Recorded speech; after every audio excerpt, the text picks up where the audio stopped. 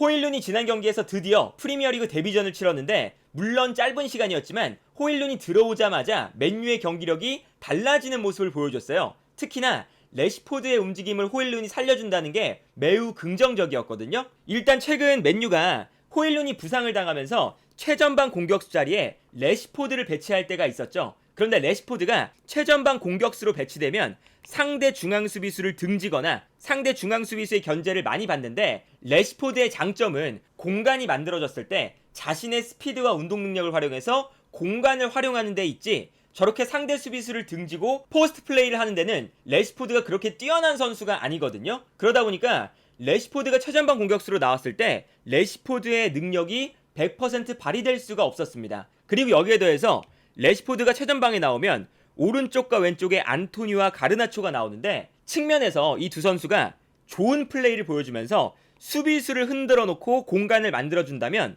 레시포드가 공간을 향해서 뛰어들어갈 수 있는 상황들이 충분히 나올 수가 있었거든요. 그런데 좌우 측면에서 가르나초와 안토니까지 좋은 모습을 보여주지 못하다 보니까 레시포드가 최전방에서 약간 고립될 때가 많았고, 결국에는 가르나초와 안토니가 좌우 측면에서 상대 수비를 흔들어주지 못하다 보니까 상대 수비가 좌우로 분산되지 않고 오히려 중앙에 밀집되면서 레시포드가 상대 수비수를 많이 상대해야 되는 이러한 장면들이 계속 나왔었죠. 그러다 보니까 결국에는 마샬을 중앙에 두고 레시포드를 왼쪽에 배치하는 전형을 만들기 시작했거든요. 그런데 여기서 문제는 레시포드가 측면으로 넓게 위치하게 되면 어쨌든 이 넓은 공간을 활용할 수 있는 장면들이 나오는데, 레시포드가 측면에서 볼을 잡았을 때 상대 수비가 끌려 나오면 이때 레시포드가 중앙으로 볼을 몰고 들어가잖아요. 이때 사실은 마샬의 움직임이 조금 더 활발하게 이루어져야 상대 수비가 마샬을 향해 따라가고 이때 레시포드가 접고 들어오면서 더 좋은 찬스를 맞이할 수가 있거든요. 근데 여기서 문제는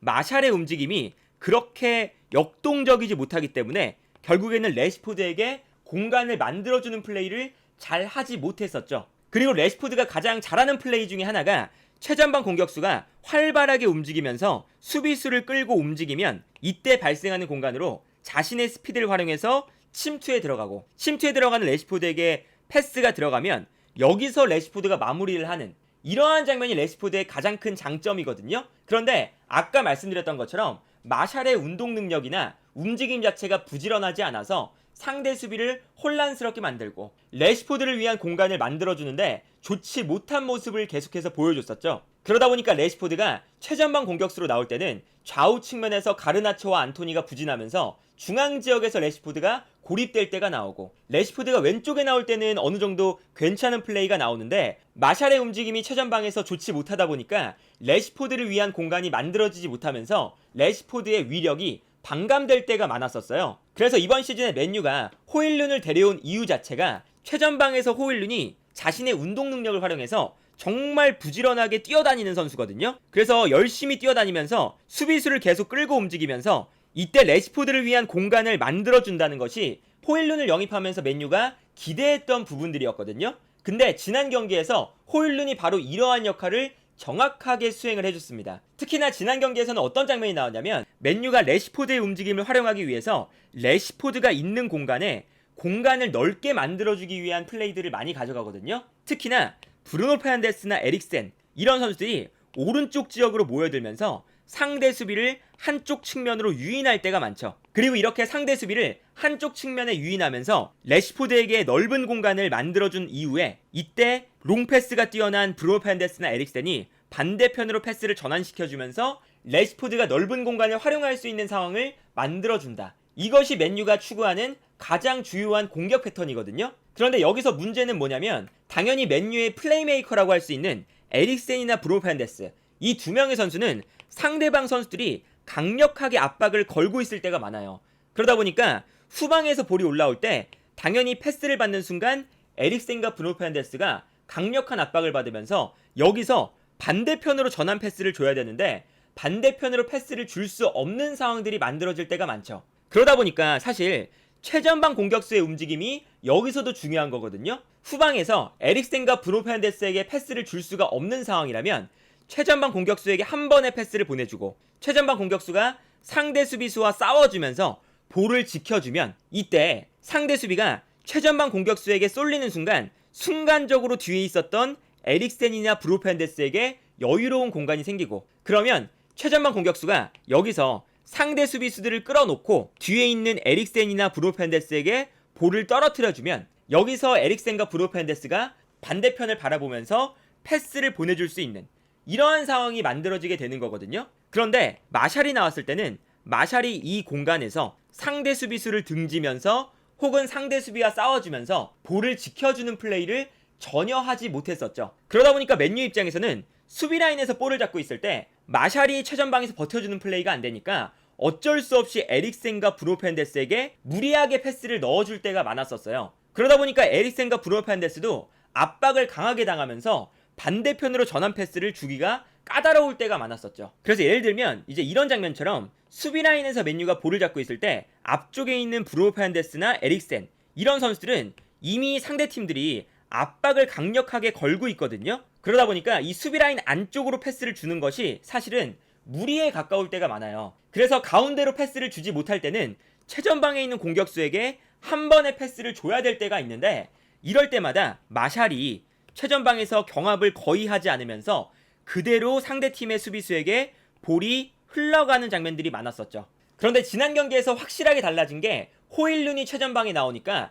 호일룬이 전방에서 상대 수비수와 경합을 해준다는 거거든요. 특히나 지난 경기에서 호일룬이 보여줬던 플레이 중에 인상 깊었던 건 호일룬이 의도적으로 약간 오른쪽 측면으로 움직이면서 볼을 경합해줄 때가 많았습니다. 그리고 맨유가 뛰어나가는 호일룬 쪽으로 볼을 한 번에 붙여줄 때가 많았거든요. 그리고 이렇게 호일룬에게 패스를 붙여주면 호일룬이 약간 오른쪽으로 움직이면서 상대 수비수와 경합을 해줍니다. 그리고 여기서 경합에 밀리지가 않으니까 상대 수비가 순간적으로 호일룬 쪽으로 쏠리죠. 그리고 이때 호일룬이 등지는 플레이가 호일룬도 엄청나게 강점까지는 아닌데 어쨌든 경합이 되면서 순간적으로 수비가 쏠릴 때 뒤에서 올라오고 있는 에릭센이나 브루 페르난데스에게 볼을 떨어뜨려줍니다. 그리고 호일룬이 상대 수비를 끌어주면서 에릭센이나 브루 페르난데스에게 편안하게 공간이 나오는 상황들이 발생을 하잖아요. 그러면 반대편에 있는 레시포드에게 전환 패스가 수월하게 들어갈 수가 있는 장면이 나오게 되는 거죠.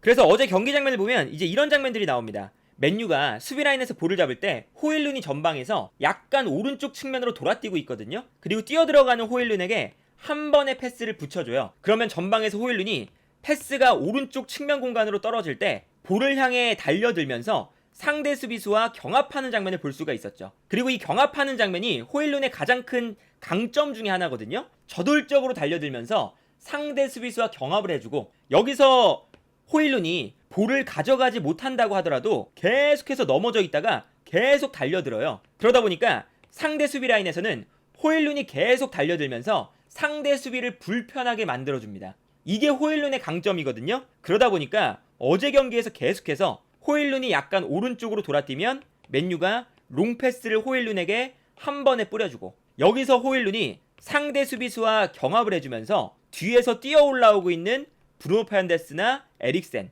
이 선수들에게 볼을 떨어뜨려주는 거죠. 그리고 호일룬이 어쨌든 오른쪽 라인에서 볼을 받아주고, 그리고 에릭센과 브루노 페르난데스가 오른쪽 라인에서 플레이를 하다 보니까 상대 수비가 순간적으로 한쪽 측면으로 쏠릴 수밖에 없거든요. 그래서 이 다음 장면을 보면 호일룬이 떨어뜨려준 볼을 브루노 페르난데스가 받는 순간 상대 수비가 한쪽에 쏠려 있기 때문에 반대편으로 뛰어나가는 레시포드에게 패스를 보내주면서 맨유가 이 넓은 공간을 레시포드에게 만들어줄 수가 있는 거죠. 그래서 이 다음 장면을 보면 브루노 페르난데스가 반대편으로 패스를 보내주면서 레시포드가 넓은 공간에서 치고 달릴 수 있을 만한 충분한 상황들이 만들어지거든요. 그런데 이런 장면이 계속해서 나타납니다. 이 장면들 보시면 수비 라인에서 전방에 있는 호일룬에게 또다시 그냥 롱패스를 뿌려주는데 호일룬이 전방에서 또다시 약간 오른쪽으로 움직여주면서 수비수와 경합을 해주고 있죠. 그리고 이때 뒤에서는 브루노 페르난데스와 에릭센이 올라오면서 호일룬이 떨어뜨려주는 볼을 받아주는 장면이 나옵니다. 그리고 반대편에는 레시포드가 넓은 공간으로 뛰어가고 있는 걸 볼 수가 있죠. 그리고 여기서 호일룬이 떨어뜨려주는 볼을 에릭센이 받는 순간 반대편에 있는 레시포드에게 방향 전환 패스를 자연스럽게 해주면서 또다시 레시포드가 넓은 공간에서 뛰어나갈 수 있는 상황이 만들어지게 되는 거죠. 그러니까 이 호일룬의 저돌적인 움직임이 오른쪽 측면 공간에서 이루어지다 보니까 상대 수비가 순간적으로 쏠리게 되고, 이때 반대편에 레시포드를 위한 공간이 만들어진다는 게 어제 호일룬이 짧은 시간이었지만 맨유에게 가져다주는 가장 큰 이점 중에 하나였거든요. 그러다 보니까 계속 이런 장면이 나오는 거예요.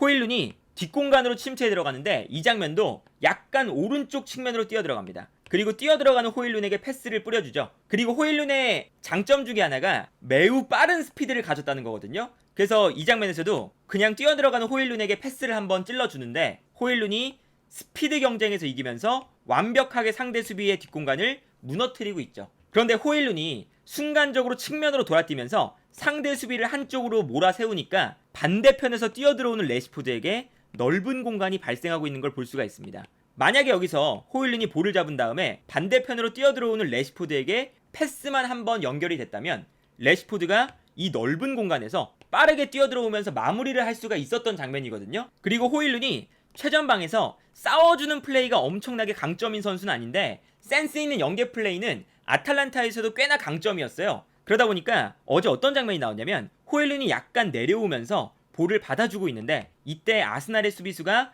호일룬을 따라서 내려오고 있죠. 그 순간 호일룬이 등지는 플레이를 하는 게 아니라 볼을 받는 순간 올라오고 있는 카세미르에게 한 번에 원터치로 연계 플레이를 해줍니다. 그러다 보니까 카세미르가 볼을 잡는 순간 호일룬을 따라서 끌려 나왔던 수비수의 뒷공간으로 공간이 발생을 하고 이때 측면에 있었던 가르나초가 이 공간으로 뛰어들어가거든요. 그래서 이 다음 장면을 보시면요. 카세미르가 호일룬의 패스를 받아서 뛰어들어가는 가르나초에게 패스를 뿌려주는 장면이 나왔었죠. 물론 이 장면이 결국에는 오프사이드 선언이 됐지만 호일룬이 활발하게 움직이면서 수비수를 끌어내고 그 공간을 측면에 있었던 공격수들이 활용한다. 호일룬을 영입하면서 맨유가 상상했던 그림이 어제 짧은 시간이었는데 많이 나왔었어요. 그러다 보니까 어제 경기는 호일룬이 나왔을 때 어떤 플레이를 맨유가 할 수 있는지를 확인할 수가 있는 경기였고 호일룬의 잠재력을 맨유가 충분히 확인할 수 있었던 시간이었다. 그리고 9월 A매치가 끝나고 호일룬이 본격적으로 경기에 나올 텐데 맨유가 이 침체되어 있는 흐름을 그토록 원했었던 9번 공격수 호일룬이 선발로 나오기 시작하면 훨씬 더 좋은 경기력을 보여줄 수 있을 것이라는 기대감을 가지게 만드는 호일룬의 데뷔전이 아니었나 싶네요.